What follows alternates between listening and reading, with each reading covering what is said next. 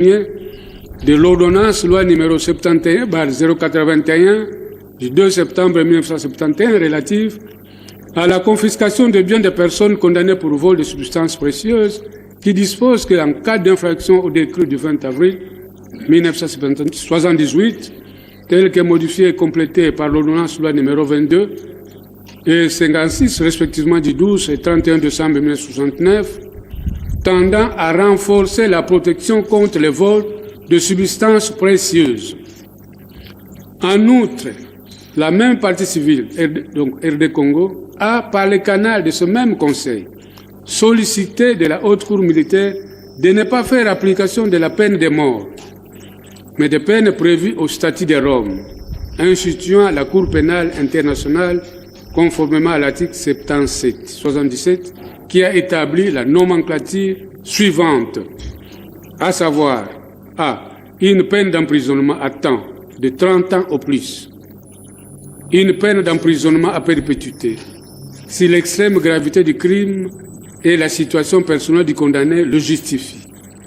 avec possibilité d'application de peines complémentaires et de preuves.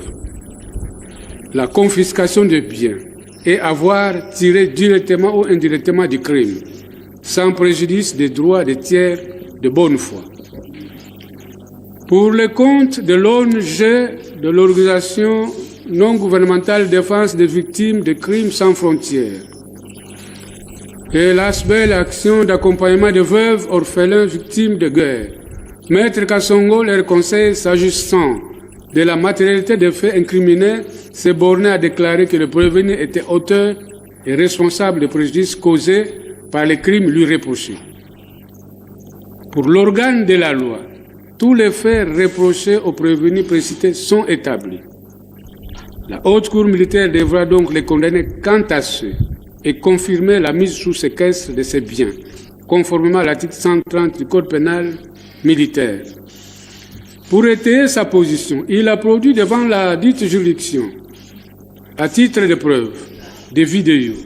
des interviews qui révèlent sans embâche l'implication du dit prévenu dans la guerre de l'Est du pays, en tant que chef de la coalition AFC-M23,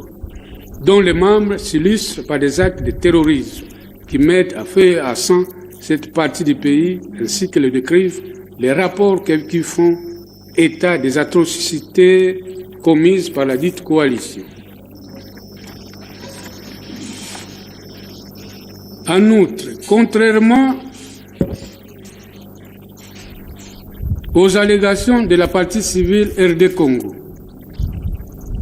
il a soutenu que le dit prévenu avait assumé sous le nom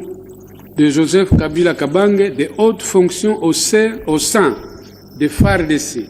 à l'époque, des FARDC, donc aux forces armées de la République démocratique du Congo, à l'époque où il était militaire, avait été candidat président de la République du Congo, fonction suprême occupée par lui pendant 18 ans, et s'est vu octroyer le statut de sénateur à vie, ce qui sous-entend qu'il est congolais, étant donné que toutes ces fonctions ne peuvent être exercées que par un individu de la nationalité du pays.